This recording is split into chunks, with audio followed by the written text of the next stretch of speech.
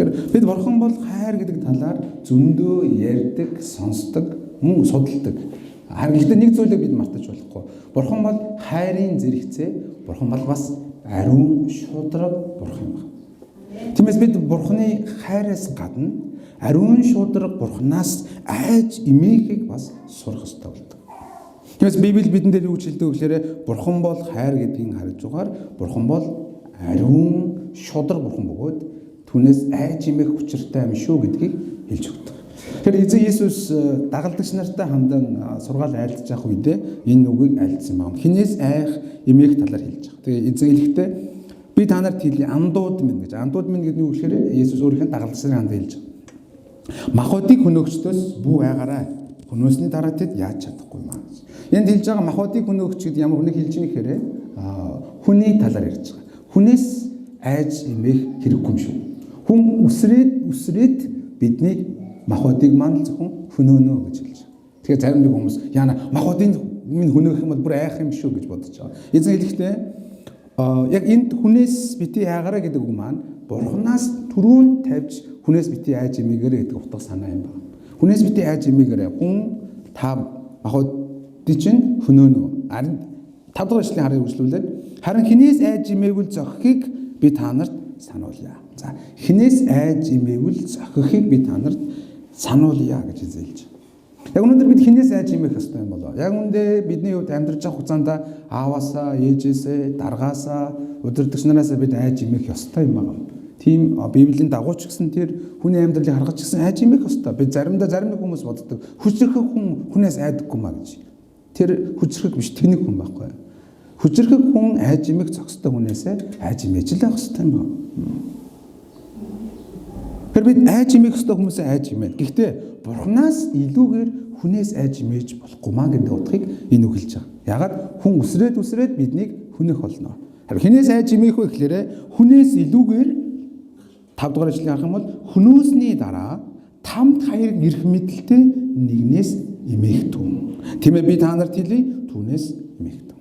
Энэ нь хүн үхсний дараа үрд мөнхийн галтнуур там руу хаяж чадах эзэн бурханаас айж эмээгээрэй гэж хэлж байна. Эзэн бурханаас эмээдэг байгаасаа юрэж байна. Тэгэхээр эзэн өөрөө тодорхой хэлсэн байгаа. Хүнээс илүүгээр эзэн бурханаас айж эмээгээрэй гэж. Тэгэхээр бидний хувьд айж эмээх ёстой тэр олон хүннүүдээс хамгийн түрүүнд айж эмээх ёстой бол бидний эзэн бурхан юм аа гэж. Ягаад эзэн бурханаас айж эмээх ёстой юм бэ гэхээр эзэн бурхан юу гэж нэхэхээр тамд хаяг ирэх мэдлэлтэй юм аа гэж. Энэ тамд хаяг гэдэг утгаар нь зөвхөн ойлгож болохгүй. Энэ юм хэрэг эзэн бурхан шүүдэг юм аа гэсэн үг юм. Яадаг гинэ? Шүүдэг юм аа гэсэн үг. Дэлхийн ертөнд бий болж байгаа нь улс үндэстэн бий болж байгаа нь дарга зэрэг бий болж байгаа нь дэлхийн ертөнд улирал бий болж байгаа нь бүгдээрээ эзэн бурханаас бий болдог. Тиймээс эзэн бурхан яадаг вэ гэхээр энэ дэлхийн ертөнцийг шүүж идэг. Бурхан зөв сайн яваа нэгэнд нь зөв хариултыг нь буруу яваа нэгэнд нь буруу их нь үр дагаврыг өгч идэг. Тийм ч учраас эзэн юу гэж эцэстээ түүний шүүлтийн хамгийн эцсийн хэлбэр бол хүнийг мөнхийн тамд хаях шүүлтүүдэг. Тиймээс энэ дэлхийн ертөнцийн дээр бурхан байгаа бөгөөд бурхан дэлхийн ертөнцийг шүүж байдаг учраас бид тэр бурханаас айж эмээх ёстой маа гэж хэлж байна. Тиймээс хүн надад хохирол учруулахаас хэд дахин бүр зүйрлэшгүй агуу маш том хохирлыг эзэн бурхан бий болгож чаддаг. Учир нь тэр бол эзэн бурхан учраас тэр. Зарим нэг хүмүүс хэлдэг шүү дээ. Дээрээ удирдахчгүй толгойгүй юм шиг авдаг гэж.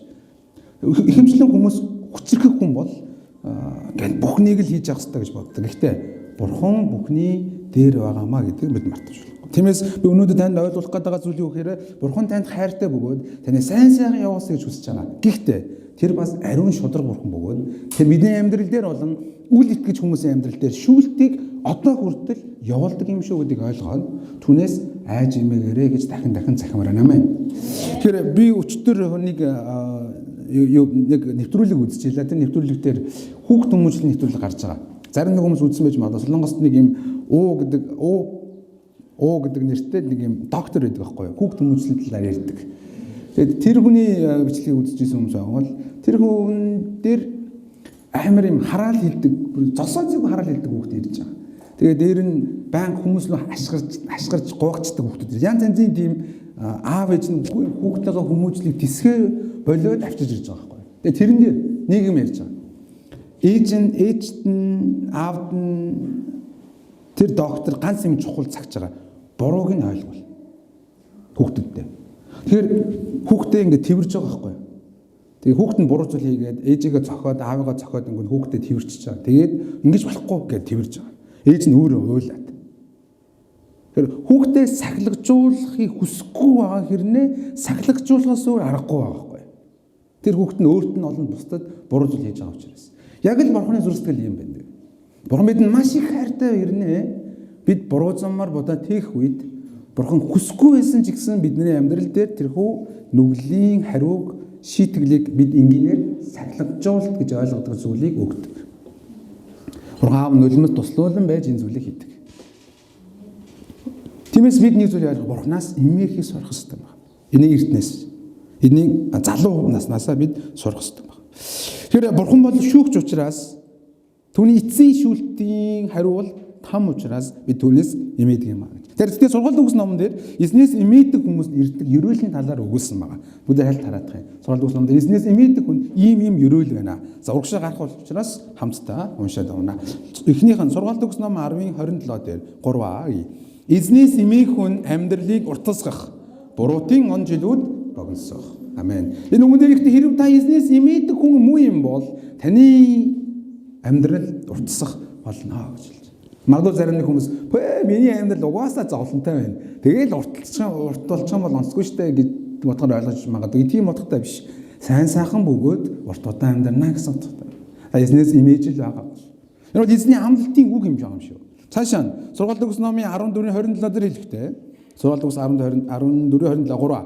Эзнээс имээх хүн амийн ундраг. Үхлийн занганаас энэ нь зайлуулдаг юм аа. Амийн ганцаар уншиж болох юм. Гарч ийнө. Эзнээс имээх хүн амийн ундраг. Сургаалт өгс ном 14:27. 14:27. Энэ ихтэй эзнээс имээдэг юм бол таны амьдрал амийн ундрахтай байна. Та үхлийн занг гэдэг зүйлээс зайлуулагдаж чадна гэж хэлж байгаа. Тийм үгүй ээ? Байгаа. За 3 дугаарх нь эзнээс имээдэг хүнд ямар өрөөл байна вэ? Сургаалт өгс ном 9:10 дээр. Сургаалт өгс 9:13. Эзнээс имээх хүн мэрэгэн ухааны эхлэл ариун нэгнийг мэдэх ухаарал юм аа. Амен. Хэрвээ та эзэн бурханаас имээдэг бол таны амьдрал мэрэгэн ухааны эхлэлийг олчихжээ гэсэн. Хүний амьдрал дээр яавал зөв сайхан амьдрах уу гэдэг хүн үргэлж боддог шүү дээ. Яавал зөв хүнтэйгээ гэрэлчих үү? Яавал зөв газар ажиллах уу? Заавал зөв хүнтэйгээ гэр бүл бий болгочих уу гэх. Харин энэ бүх мэрэгэн ухааны эхлэл бол эзнээс эмээх үү гэдэг юм. Бид эзнээс эмээхийг сурчих юм бол амьдралд маань гарч байгаа сонголтууд дээр бид зөв сонголтуудыг хийж чадна гэсэн. Учир нь тийм ертөнцийг үзэх үзэл бидний дотор байгаа учраас тэр. Өнөөдөр нийгэмд гараад байгаа хүмүүстэй ярьж явах үед эзнээс эмээхгүй байгаа хүнтэй ярихад заримдаа хэцүү шүү дээ. Ойлголцдоггүй. Гочин та эзнээс эмээх хандлага байгаа учраас та мэрэгэн ухааныг олж авчээ гэсэн үг. Дараах нь эзнээс эмээдэг хүмүүс байдаг. Ерөөл нь юу вэ гэхээр сургаалт өгс ном 22:4 дээр 3. Эзнээс эмээх үү ба даруй дорд байдалд ид баялаг алдар хүнд амин шагнал болно. Хэрвээ та эзнээс эмээдэг бөгөөд тийм ч учраас даруй дорд байдлын дотор байгаа бол юу байна гинэ? Ид баялаг байна, алдар хүнд байна, ам байна. Энэ бол шагнал болон танд эзэн өгдөх болно гэж. Бидний хамгийн хүсэж байгаа зүйлсүүд шүү дээ. Энэ бол нэг цаг мөнгөтэй олчих гэсэн, цаг нэр хүндтэй олчих гэсэн, нэг мөнгө хамтаа олчих гэсэн да. Энэ бүх зүйлийг эзнээс имээдэг хүмүүстээр эзэн өгнө гэж амласан байна. Тэгэхээр бид өнөөдөр эргэн өөрсдөө хармаар байгаа юм. Би эзэн бурханд итгэдэг, түүнийг дагдаг, би түүнд хайртай. Харин би түүнээс имээдэг юм болов. Бид аав ээжтэйгээ харилцаандаа ч гэсэн анзаардаг. Бид аавтай ээжтэй хайртай татна байдаг. Гэхдээ заримдаа бид эдрээс эмээхгүй хэд дундаараад байгаа юм болов гэж бодогдох үе байдаггүй гэж. Харин бид эмээх гэдэг зүйлийг сурах хэрэгтэй байна. Эзэн бурхан хайр. Гэхдээ тэр шудраг нэг юм аа гэдгийг. Тэр бидний амьдрал дээр гэм нүглийн хариуг бас өгдөг юм аа гэдгийг харах хэрэгтэй. Тэгэхээр бид Библийг унших юм бол эзнээс эмээх талаар маш олон үгсүүд, маш олон түүхүүд байдаг. Өнөөдөр би эзнээс эмээдэг хүнд байдаг 4 чухал хандлагын талаар та бүхэнд үргэлжлүүлэн хуваалцах гэдэг. Хэдэн хандлага ч вэ? 4 чухал хандлагын талаар ярих гэдэг. Эхнийх нь эзнээс эмээдэг хүн ямар байр байдалтай амьдралтай байдгүй гэхээр дээд эрх мэдлүүдийг хүндэтгэж цахирагддаг баг. Эзнээс эмээдэг хүн дээд эрх мэдлүүдийг хүндэтгэн цахирагддаг баг. Сургууль Ром номын 13:1-2 дээр энэ талаар хэлдэг. Би уншия. Бурханаас гадуурх эрх мэдлүүд гэж үгүй бөгөөд Бурханаар тогтоогдсноор л байгаа тул дээд эрх мэдлүүдэд хүн бүхэн захирагд. Тиймд эрх мэдлийг эсэргүүцэх чинь Бурханы тогтоолыг эсэргүүцсэн хэрэг. Эсэргүүцсэн хүмүүс өөрсдөө шийтгэл хүртэх болно. Амен. Амен уу? Манайхан тийм үстэй. Энэ Ром номдэр маш тодорхой хэлж байгаа юм. Бурханаас гадуурх эрх мэдэл гэж байхгүй маа. Аав ээжийн эрх мэдэлж бай, ангийн даргын эрх мэдэлж бай, чуулганы бүлгийн удирдагчийн эрх мэдэлж бай, засаг даргын эрх мэдэлж бай тийм үү? Ерөнхий сайдын эрх мэдэлж бүгдээрээ эзэн Бурханаас байдаг юм аа. Зарим нэг хүмүүс хүүшээ юу яриад байгаа бид нар өөрсдөө сонгосон шүү дээ. Тийм л дээ. Бид нар сонгосон ч эзэн зөвшөөрсөн учраас тэд сонгогдсон байна. Эрх мэдэлтэй хүмүүсийг эзэн Бурхан тогтоон томилдог учраас эрх мэдлийг эсэргүүцэх нь эзэн Бурханы эсэргүүцэж байгаа адил. Эрх мэдлийг өөдөөс тэрсэлж байгаа нь эзэн Бурхантай тэрсэлж байгаа адил юм а гэж хэлж байгаа. Тиймээс эзэн Бурханаас эмээнэ гэдэг маань өнөөдөр би эрх мэдэлтэй хүмүүст хүндэтгэлтэй хандан дуулууртай байна гэдгээс эхэлдэг юм а гэсэн. Амен. Тэр өнөөдөр та бидний эргэн тойронд ямар эрх мэдэлтэй хүмүүс байна? Бид нар хүмүүстэй хүндэтгэлтэй харьцаж байна уу? Бид нар хүмүүсийн үгэнд чадах хэмжээндээ дуулууртай байж чадаж байна уу гэдгийг эргэн харах хэрэгтэй. Магадгүй миний намайг удирдах байгаа хүмүүс гэж бүтэхгүй гарууд байгаа. Тийм хүмүүсийн үгэнд ороод явбал миний амьдрал дампуурна. Тэгээ намайг удирдах байгаа хүмүүс яаж удирдах байгаагийн хариуг эзэн Бурхан өөрөө тэр хүмүүсийн амьдрал дээр бий болгож өгнө. Та бидний санаа тавих юм биш.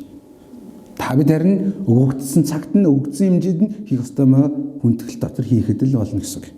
Мэдээж санаа оноо хэлэх ёстой бол санаагаа оноогоо хэлж болно. Минь ярьж байгаа л жаа. Тэгэхээр бид нэр яах вэ гэхээр эрх мэдлийг хүндэтгэж явах ёстой. Магадгүй бидний эргэн тойронд буруу удирдагч нар байдаг. Тэгсэн бид тэр хүмүүсийг хүндэлтэй ханддаг. Яагаад эзэн Бурхан энэ хүнийг томилсон гэдэг үнсгээс. Үүнийг сайн хийж гүйцэтгэсэн хүн бол Давид гэдэг хүн байдаг. Давидын өмнө нь Саул гэдэг хаан байна. 1-р Самуэль номын 26 дахь бүлгийг харах юм бол Давид гэдэг хаан буруу замаар будаа тээж Израилийн удирдах байгаа Саул гэдэг хааныг алах боломж хэд тохиолдож гисэн халдаггүй. Шалтгаан нь юу гэхээр эзэн энэ хүнийг тасалсан учраас тэр юм аа гэж. Эзэн энэ хүнийг хаан болгосон болохоор хэдийгээр энэ хүн буруу арга замаар Израиль ард түмнийг удирдах байгаа ч гэсэн би энэ хүнийг алж чадахгүй байна. Яагаад эзэн томилсон хүн өөрөө нураах хүртэл би төвшөөртөө хүлээгээсээр аргагүй байна гэж. Яг л ийм хандлагаар хүлээсээр байсан Самуэль номын төгсгөл Саул нас бардаг. Тэгээд Давид яг л цагаараа хаан болдог. Минь жолж байна. Манай аав ээж жохон хэцүү байж магадгүй тань таалагдахгүй байж магадгүй гэтээ хүндлэл үргэлж байх хэрэгтэй. Тэгээ дуулууртай байл үргэлж байх хэрэгтэй. Иймэрхүү жишээ маш олон байгаа. Библиэд ялангуяа Тоолгон номын 16 дахь бүлгийг уншаад үзэх юм бол Коро, Датан, Авраам гэдэг 3 нөхөр Мосегийн эсрэг босдог. Тэнийг замдаа уншаад үзээрэй. Тэр 3 босоод Мосе чи яхлаараа биднийг удирдтээ. Бид нэр удирдахч байж болохгүй мó. Яхлаараа чи Бурхантай яриад Израиль ард түмнийг удирдаал бид нар ингээл нэг дундсан гүгээл байж явах хэрэгтэй юм байна. Ийм хүн маягаар тэд босдог. Энэ үйл явдлын төгсгөл юу болдог гэж уншаад үзэх юм бол энэ 3 хүн гэр бүлийнхэн бүх хүмүүстэйгээ хамт газар нэгдээд амьдараа өссөн рүү явж дуусдаг. Эзэн Израилийн ард түмнийг зөнлөө одлон янзаар шийтгсэн байдаг байхгүй юу? Гэхдээ энэ шиг шийтгсэн ховор байдаг. Амьдараа газар нэгдэж шууд тэр чигээр явсан нь ховор байдаг байхгүй юу? Гол нь үгээр дамжуул эзэн юу гэхэд эзний тасалсан хүний эсрэг боссон учраас тэр. Тэм би юу хэлэх гээд нэхэр өөр ажиллаж үйлчилж байгаа учраас биш шүү. Гэвтэл яг эзэн Бурханд илүү ойр дотн ажиллан үйлчилж байгаа пастор, ахлагч гэдэг энэ хүмүүсийг илүү хүндэтгээд илүү дуулууртай байгаарай гэж захимаар. Бичээсэн дагуу харах юм яг тийм үү. Эдгээр хүмүүс нийгмийн удирдагч нартай адилхан юм шиг боловч нөгөө талаар эзэнтэй илүү ойр байгаа тэр хүмүүс юм. Эзний хайр, эзний бас үгийг дамжуулж байгаа гэдэг утгаараа эзний төлөөлөл болж байгаа хүмүүс. Эдгээр хүмүүсийг эсэргүүцэж байгаа нь үл хүндэтгэж байгаа нь эзэн бурхны бухимдлыг тэр хэмжээнд хүргэдэг зүйл байна. Тиймээс би миний эргэн тойронд ч гэсэн байгаа зарим нэг хүмүүсийг харах нэ. Ялангуяа итгэлийн удирдагчаа эсэргүүцээд муу хэлээд сайн явсан удирдагчийг нэг ч хараагүй.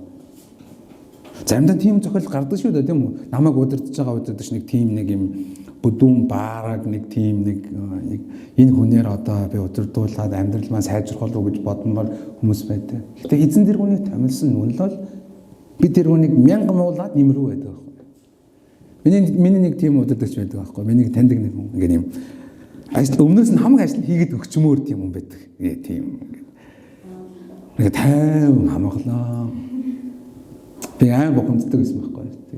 Тэгээд дараа нь ойлгосон. Эзэн тэр хүнээр тэр нөхцөлд бас хийлгэж байгаа ажил байгаа учраас томилж байгаа юм байна гэдэг. Тиймээс бидний эрх мэдэлтэй хүмүүст хүндэлтэй хандах хэрэгтэй байна. Бидний мартаарай. Энэ хүний чадраас үл хамааран энэ хүний томилсон эзэн бурхнаас эмээхтэй бид хүндэлтэй хандна гэсэн байна. Тэм учраас нөхөртөөж адилхан тийм үү? Дарга сэрэгтэйж адилхан.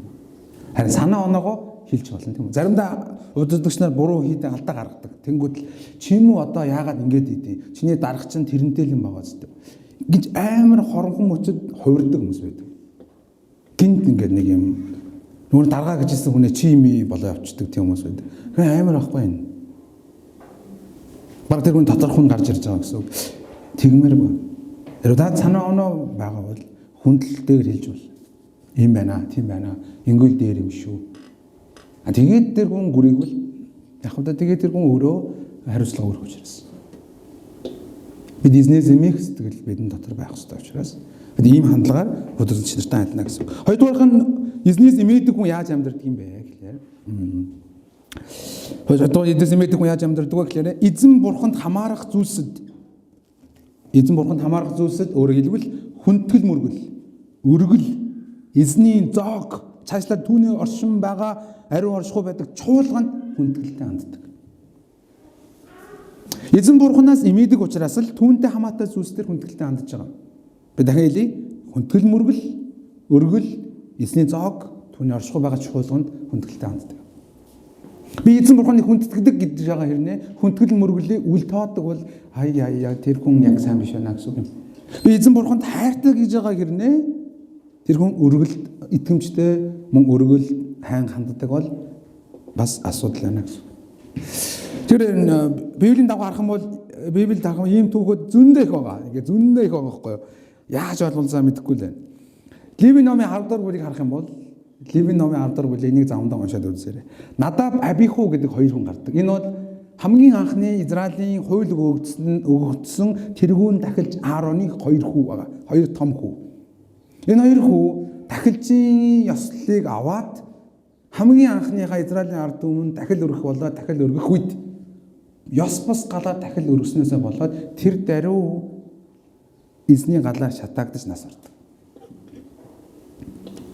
Үнэхээр аимшигтай байна. Нэгдүгээр эзэн бурхны яг тушаасны дагуу хийгээ хүндэл мөгөл өрөхгүй байгаа учраас эзэн бурхан хожигээрэн дээр цаг үед тэр даруй шатааж байгаа. Гэтэ нөгөө талаар Аарон энэ үед чив чимээгүй байлаа гэдэг.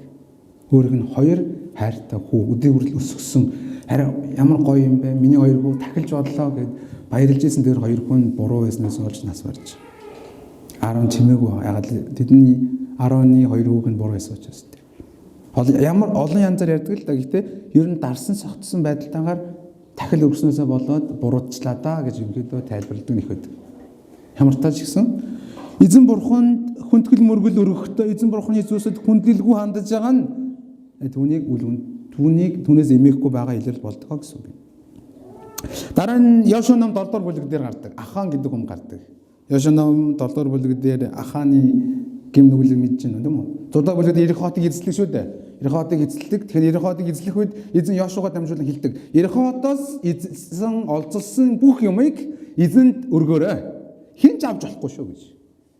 Ерихотыг эзэлдэг зөндөө олон ол зомог олдог Гэсэн чинь тэр дундаас Ахаан гэдэг нөхөр хулгай хийдэг. Майхныхаа доор нуучдаг. Маргааш нь дараа нь тэд Ай хот руу тулдах үедээ ялагддаг. Йошуа эзэн бурхан бид яагаа ялагдчихва гэсэн чи эзэн тааны дотор гимнүгэлтэй хүн байна гэдэг. Тэгээд тэр Ахааныг олдог. Тэгээ Ахааныг бүгдээр яадаг вүлээ? Чулуугаар шиддэгдэн гэр бүлтэй гişүүдтэй. Тэгжүүж тэд гимнүглээсээ салж дараагийн хотод зөв эзэлж чаддаг. Эзний зүйлсэд битгий хүндлэлгүй андараа. Эзэн өргөлөө гэж байгаа хүмүүсээ битгий хүндлэлгүй андараа. Эзний өргөлөөс бас битгий аваарай. Мөн 1-р Самуэль номын 4, 5, 6 бүлэг харах юм бол Елигийн 2 хүүгний талаар дуу гардаг. Елигийн 2 хүү юу гэдэг вэ? Бас дахиж байсан гэрнэ. Эзний өргөөнд үгэлжилдэг эмэгтэйчүүдэд завхардаг. Момент эзэнд өргөж байгаа тахлуудаас хүссэнээ зоож авдаг байсан. Зарчим байдаг байхгүй дахилжин авдаг тахилын хэсгээс авдаг хэсэг байдаг. Тэр мэрийг үл тоогоод хүснээ зоогоод авдаг. Маш хүндлэлгүй ханддаг. Эзний өргөөнд үйлчлдэг хүмүүс эзний өргөөний зүйлийн тухайд хүндлэлгүй хандна гэдэг ямар том гэм нүгэл нэлээ. Тэр үед түүний эцэг нь хэлсэн үг байдаг. Бүгдээр хамтдаа 1-р Самуэль ном 2:25-ыг хараад тахъя. 1-р Самуэль 2:25. 3. Хэрв нэг хүн нөгөө хүнийхээ эсрэг нүгэлүүлдвэл бурхан түүний төлөө зуучлана. Харин хүн эзний эсрэг нүгэлүүлдвэл хэн түүний төлөө зуучлах вэ гэж сургамжлав. Эзэн тэднийг өгүүлэхээр шийдсэн тул тэд эцгийнхээ дуу хоолойг сонссонгүй. Эзэнд хамаарах зүйлсүүд энэ хоёр хүн гимнүгэл үлдсэн болохоор эцэг нь өөрөө тоохгүй явж байгаа нэг өдөр хэлсэн юм л та. Ингээд та нар болооч гэж. Яг байл гэхээр миний хоёр хүү хоёрд оржин эсрэг нүгэл үлдвэл би дунд нь зогсоод зурчилж болно. Хоёр эзний эсрэг нүгэл үлдвэл хэн зурчлах юм бэ? Тиймээс эзэн биднийг хайрладаг бид мэдж байгаа чи. Эзний юмсад хүндлгүй хандах нь хэцүү маа. Хэдэн мэдээж эзэн бурхан хуучин гэрээ нэг шиг тэр даруй чи ингэж болохгүй гэдэггүй шүү дээ. Яагаад гэхээр дунд нь юу байгаа вэ? Эзний загалмай байгаа учраас тэр. Тэгмээ эзэн загалмай байдаг учраас нэгүүлсэнгүй бөгөөд удаан хугацаагаар биднийг хүлээдэг юм аа шүү дээ. Амен. Манайха бидний мард арай шин гэрээний цаг үед үүснөө зодоо бүлэгт Ананы Сапфираар гардаг гэж санаж байна уу? Талбайгаа зарцдаг, мөнгө авчдаг. Талын нуучингуудаа бүгд ингэ өргөлөө гэж худал хэлдэг. Үүнээс болоод нөхөр их нараар хоёулаа нас барцгадаг шүү дээ. Энэ чуулган ариун байх ёстой талаар эзэн заавалсан болдог. 1-р Коринт номын 14-р бүлэг бид эзэн зоог барих болгондоо уншдаг хэсэг тийм үү? Тэрэн дээр юу гардаг вүлээ? Өөрийнхөө биеийг шалгахгүйгээр эзний зоогийг идэж уух нь эзний бие ба цусны буруутан болдог бөгөөд цөөнгө нь өвчтөй байна, сул дорой байна, зарим нь харин нойрсчээ гэж хэлдэг. Коринт чуулганы эзний зоогийг хамаан замраагүй идсэн байхгүй юу? Ингээд өсөөд энэ эзний зоог барья гэж чөлөөтэй идчихсэн. Тэм Паул хэлдэг байхгүй юу? Өсөж байгаа гэртээ хоолоо идчихээд ир. Тэгээд эзний зоогод хүндэлтэйгээр хандаарай гэж хэлдэг. Эзэн зоогыг хүндэлгүй хандсанаас болоод тиймэрхүү асуудалд орж байна гэсэн үг. Тиймээс би дахин уриалмаар байгаа нь эзэнт хамаарах зүйлсд хүндэлтэй хандаарай залуучууд минь ээ. Эртнээс одооноос л сурах хэрэгтэй. Эзэн бидний хайртайг мэдж байгаа гэнэ. Заримдаа түүнээс эмээхэ мартаад байна уу да гэж дахин нэг санах хэрэгтэй байна гэж өнөөдөр нүг юм хэлж байна. Бидний эзэн гимнүгэлд дургу юм шүү. Гимнүгэлд дургу. Тиймээс өнөөдөр хийж байгаа зүйл дээр бид анхааралтай байх хэрэгтэй. Пресбитерийн чуулганы та нар мэдэх байх юм. Пресбитер ингээд чуулган нэг харах юм бол чуулганы юм аяг өөр байхгүй ингээд суугаад босоод хоордуу дуулаад тэгээд пастор нь ингээд ийм ёслолын хувцас өмсөөд мэдхүү тийм цуглааныг тийм цуглаан харах юм бол жоохон юм шашны зан үйлтэй юм шиг харагдаж байгаа. Өнөөдөр шиг бид шиг ийм чөлөөтэй байхгүй. Гэтэ нэг юм нь үнэн байдаг. Тэнд бурханд хүндгэл мөрөглөө яг хүндгэл мөрөг шиг хийдэг. Хамаа намаагүй хувцал өмсөхгүй тэгээд хамаа намаагүй дуулахгүй нэг пресбитерийн чуулганыг пастор хэлж байгаа байхгүй. Хүүн хэлсэн гинэ. Хүүн өөрөө Магдалины хүн байхгүй гэсэн. Би өөр газар очлоо. Өөрийнхөө дууг сонсохгүйгээр бурхныг яаж магтаад байна гэж. Гэхдээ аймаа сүртэл залуучын цууланд очсон байгаа байхгүй. Сүртэй өгжим. Өөрийнхөө дууг сонсохгүйгээр яаж бурханд нүдэл мөл өрөх юм бэ? Пресвитер чуулган сайн тэгж хэлдэг байхгүй. Жинхэнэ хүндрэлмөргөл шиг ханддаг хүмүүс. Тэгээ тийм үнцэг бидэнд бас байх ёстой байна гэсэн үг байна. Тийм багасаа жизней өрөөж байна. Амен. За хурдан дуусгана. 3 дугаарх нь эзнээс имээдэг хүн байдаг онцлогийн үгээр сул дараа хүмүүст тэгш бус ханддаггүй явдал. Сул дараачуудад хүндрэлтэй ханддаг. Эзнээс имээдэг хүмүүс. Өнөөдөр хамтдаа хараад Левийн ном 19:14 дээр Левийн номын 19:14 Леви 19:14 3 чи дүүлийн хүнийг бүү хараа сохор хүний урд бүдрүүл гим нүглийг лээс хол ариун амьдралаар амьдардаг. Эзнээс имээдэг. Өнөөдөр хамтдаа сургуулийн өс номын 8:13-ыг хараа. Энэ дээр эзнээс имээх нь яг юу юм бэ гэдгийг хэлж өгсөн байна. 3 эзнээс имээх хүн ёрны мууг үзэн ядах явдал юм а. Барднанал ихэмсэг зан ёрын муу зам хийгээд гажсан амийг бий шигшдэг. Тодорхойлж байна юм уу? Эзнээс имэн гэдэг маань өөрөө ёрын мууг үзэн яднаа гэсэн үг юм аа гэж. Тэгвэл магадгүй би эзнээс имээдэг штэ, би эзэнд итгэдэг штэ гэсэн ирнэ ёр мууг үлдээд явж байгаа бол тэр хүн эзнээ жинхэнэ утгаараа имээдэггүй байна гэсэн үг байна. Минь ажиллаж байна. Би ганцаараа яриад байна тийм үү? Ёрын мууга үзэн ядах явдал юм аа. Тиймээс тэр ёрын муу гэдэг нь юу вэ гэдгээр илүү бардамнал, ихэмсэг зан, ёрмуу зам, гачсан ам эдгээр зүйлс байдаггүй маа гэж. Тэгээс бид эзнээс имэж байгаа учраас л хинч намайг харахгүй байсан ч гим нүглийн үлдэхгүй амьдралыг сонгодог гэсэн. Та нар Йосефийн жишээг мэдж байгаа шүү дээ. Йосеф дээр Потифарын эхнэр ирдэг тийм үү? Хоёлаа унтъя. Амьдралын чинь ирээдүй карьерийг чинь өстой би авч гарнаа. Ямар ч хүн байхгүй байна манай өргөнд. Харин Йосеф хэлдэг би яаж эзний өмнө нүглүүлдэг вэ? Хүн байхгүй байна. Тэр эзэн чинь харахгүй байна. Гэтэ миний эзэн амьд үг намайг харж байгаа учраас би чадахгүй гэж хувцас орхиод гардаг шүү дээ. Тиймээс эзнээс имээдэг хүн бол хин харахгүй байсан ч хүмүүс харж байсан ч тэрнээс үл хамааран гим нүглээс хол явахыг үргэлж сонгодог хүн гэсэн. Манайхаа бид эзнээс имэхийг сурах шаардлагатай байна гэсэн. Эзнээс тэгвэл энэхүү ариун гим нүглийг үзэн ядаж байгаа бол ямар замаар явах юм бэ гэдэг дээ. Дэдхүүл ном хамгийн сүүлийн миний унших ишлэл байгаа. Дэдхүүл номын 10:12-оос 23 дээр л гэхдээ Израиля бурхан эзэн чинь чамаас юу шаарддаг вэ? Зөвхөн бурхан эзнээс айн имэхийг түүний бүх замаар явахыг түүнийг хайрлан бүх зүрх бүх сэтгэлээрээ эзэн бурхандаа үйлчлэхийг мөн өнөөдөр чиний сайн сайхны төлөө өнөөдөр миний чамд тушааж байгаа эзний тушаал зарилгуудыг дагаж мөрдөхийг шаарддаг гэсэн. Амен. Израиль ард түмнээс эзэн шаардж байгаа зүйл нь юу вэ гэхээр надаас айн чимээ. Миний бүх замаар яваад надад үйлчлээ. Энийг нийлүүлээд хэлвэл юу гэсэн үг вэ гэхээр миний сайн сайхны чинь төлөө чамд өгсөн байгаа. Миний зарлиг тушаалын дагуу яваарай гэж. Тэгвэл энгийнээр хэлэх юм бол эзнээс имээдэг хүн яадаг вэ гэхээр гим нүглийг үзэн ятаж эзний үгийн дагуу амьдрах амьдралыг үргэлж сонгодог хүн юм аа гэсэн. Ягаад бид эзнээс имэх ёстой вэ? Тэр шүүгч учраас тэр. Тэм үү? Тэр шүүгч учраас. Төгсгөлд нь нэг би эзнээс имэхийг яг бодтойгоор мэдэрсэн нэгэн жишээ гэрээ дуусгана. Миний ойр тооронд байдаг байсан миний ерөнхийдөө сайн бас мэдж байгаа нэг чуулганы ахлагч байхгүй. Тэр хүн их авьяастай. Ингээд ярих авьяастай, спортын авьяастай. Тэгээд дээр нь ийм цохон байгууллага авьяастайсэн. Гэхдээ тэр хүн нэг юм жоохон юм хэцүү амьдралаас гарч ирсэн байхгүй. Жоохон зөрүүд. Ганцхан хүнийхээ үгийг, ганцхан өдөр пастрын үгийг сонсдог юм биш. Бос хүнтэй жоохон ингээд нэг хөшөө хөөе хаа гэж ярьцдаг тийм төрөл. Гэтэ тэр хүн гим нүгэлд орж ирсэн байхгүй.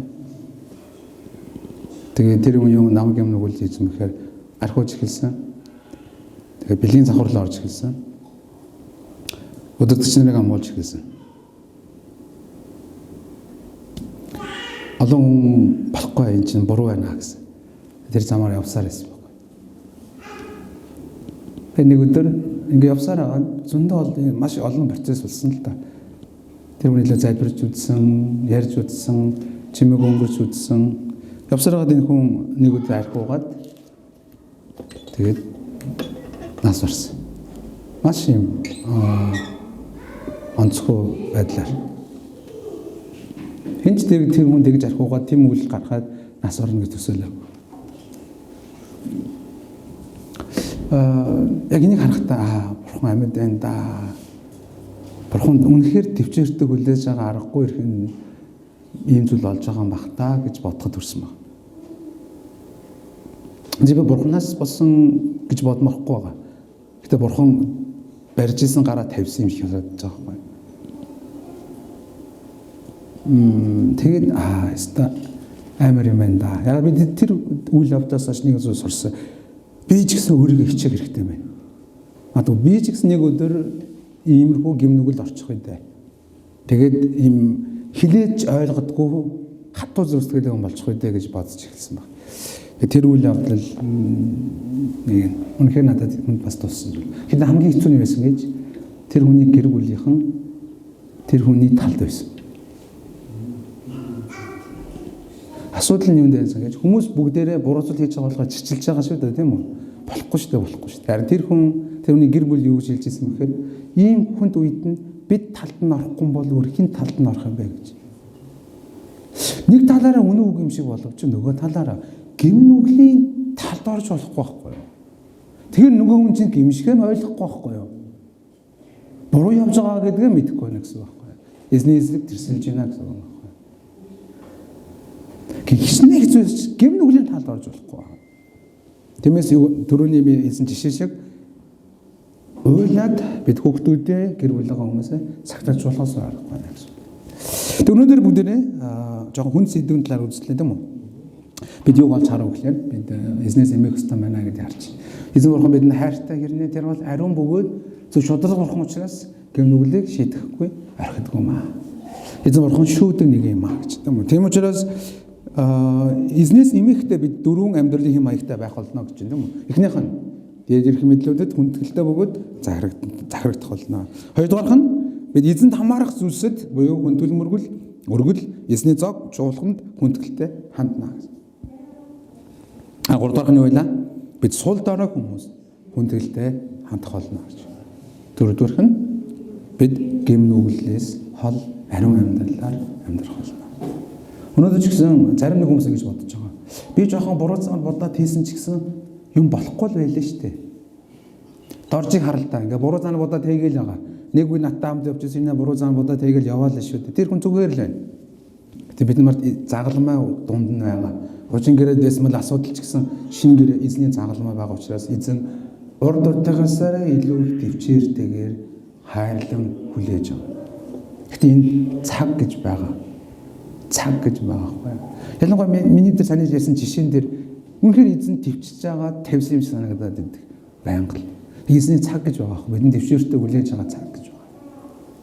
Тиймээс хэрэг өнөөдөр эзний дуу хоолойг сонсож байгаа бол та нар яадаг вүлээ?